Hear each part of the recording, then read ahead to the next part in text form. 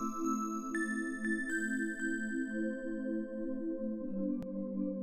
we are back with Nikki and her despair. In this film, I would make the first part of the film that deals with Nikki and these two guys and their accident and her decision to kill herself would be black and white. Yes, that's been my vision of this thing for a long time, and then when she's made her decision, the next morning she leaves with a car and drives, and by coincidence she ends up in a fancy little cafe somewhere in the countryside in a small village. She kind of gets lost and running away from a police road check, and ends up there. She parks her car and goes inside this cafe, and I think that on the journey from the main road where the police checkpoint is, and she turns to a byway, from that on the colors kind of grow on the way to the cafe. And when she arrives to the cafe, it's a color film. The inside of the cafe is it's kind of dusk. The colors are soft. There are flowers on the table and dust dancing in the sunlight in the air, and then there's the jukebox and the woman. The woman is foo. I always imagine her to have a grey curly hair, big grey curly hair, and some sort of homely outfit. Not flowers, but checkered or something. And in a way, she is very reliable. She makes a reliable impression and very, very sympathetic in a kind of a mysterious way, because there is this atmosphere of unreality in this colored world to her. She didn't want it, and then the music jukebox is playing something for her, something out of time, out of mind, and there she is. The woman says she needs something warm and strengthening, and gives her some soup and maybe onion soup or something, and hot cocoa with a whipped cream. Yeah, and she has been eating and is drinking the cocoa with the whipped cream when the boy enters the cafe. He comes with a bike to the parking lot, and then he comes in, and he's very kind of brittle. He's handsome and tall, and kind of more like a more beautiful than handsome, maybe even, and he comes there, and the music has died down, and the woman of the cafe, she looks at him, and who knows what she can see. Obviously she can see something, and then he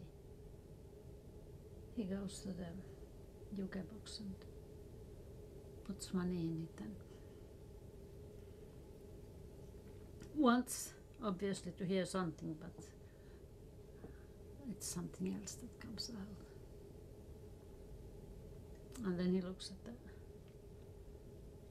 older woman and she smiles him and winks her eye and clicks to the girl. And maybe she shows that they should be dancing or something. And he goes to the girl and then they are dancing. Like there would be no alternative. It's just something that has to happen. They have to dance. They have to touch each other. Two complete strangers in a place where they've never been, either of them before. In the middle of a drama that's unfolding then during the rest of the time. Yeah.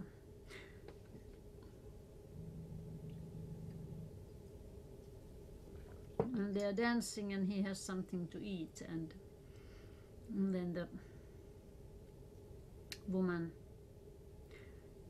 gives them the keys and says that it's that way you go. 6 kilometers.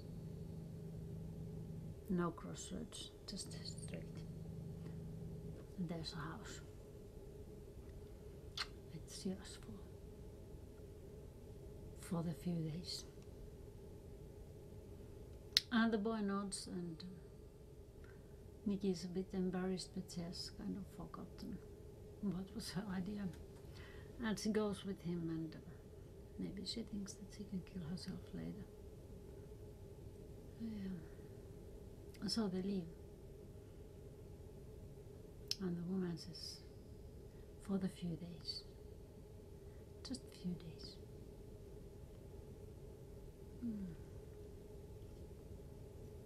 And she gives them some food and stuff with bags in her car. Nikki's car, I mean. And then they go and they find this place. And it's autumn in reality, but while they are in the house, it's kind of a fantastic world, and sometimes it's summer outside, and maybe there's a winter or snowstorm every now and then.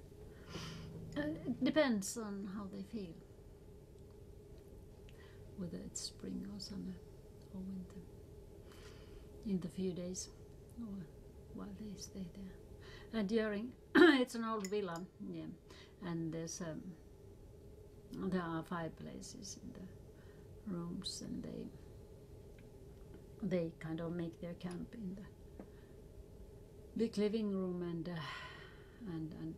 keep the fire burning in the oven, and a smaller fire in the kitchen.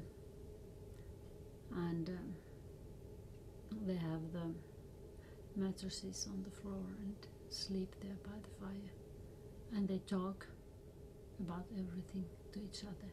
There's nothing secret between them. It's just completely open. He talks about his killings, his guilt, his parents, and running away, and he talks about his life and how the pressure got so heavy that there was no way out.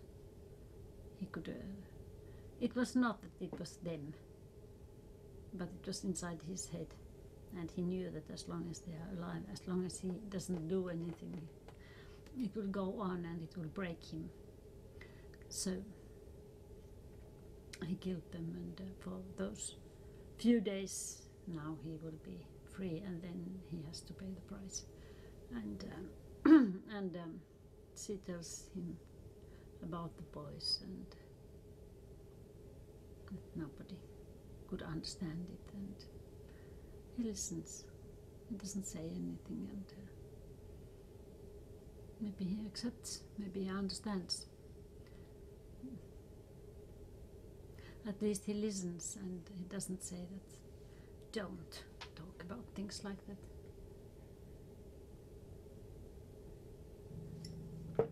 You can talk about everything.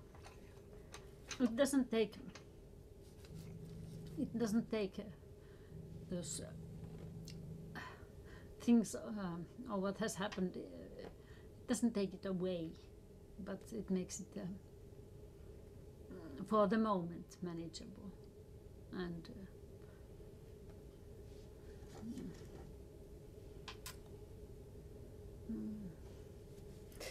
so that's how it is. And they love each other. They're like two very, very open and innocent children. They run in the rain and see the butterflies in the morning, and it's a kind of a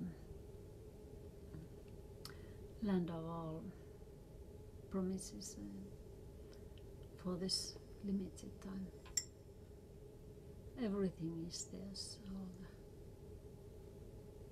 the whole range of human experience, life. They sleep together like little animals, and on the mattress on the floor, and make food when they are hungry, and drink when they are thirsty,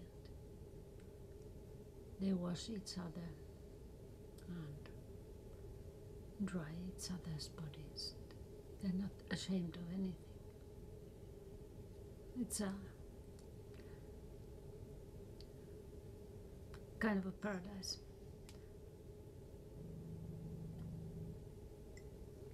But good things come to an end, and, and then when these few days have gone, and this morning there's an old telephone in the villa, and it rings, and there's this woman from the cafe, and he answers the phone, and she says to him that yeah, they're coming. In a few hours they're coming,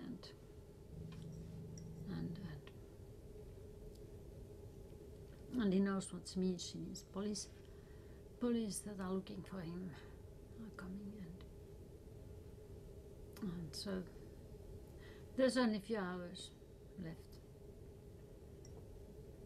And what shall they do with this few hours? I don't know. I haven't been thinking about that so much, but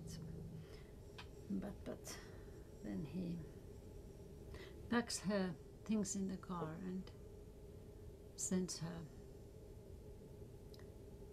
away, driving away, and says to her that you should never look back. Just go on. And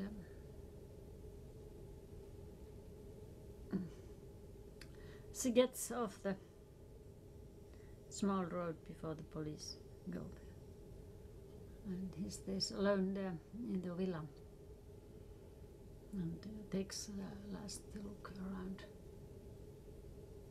in this world, and goes to the shore and sits under a tree and rests his back there and suits himself. And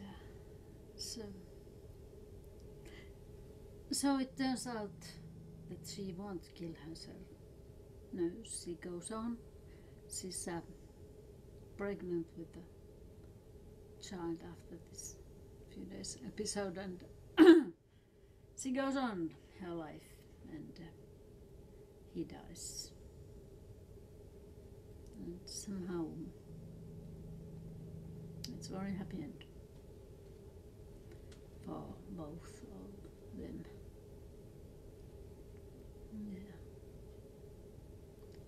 Yeah. It's a kind of atonement too. Yeah.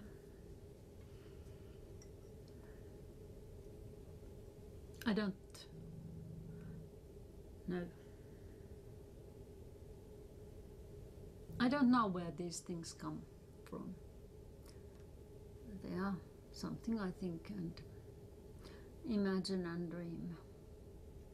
My subconscious visions of experiences.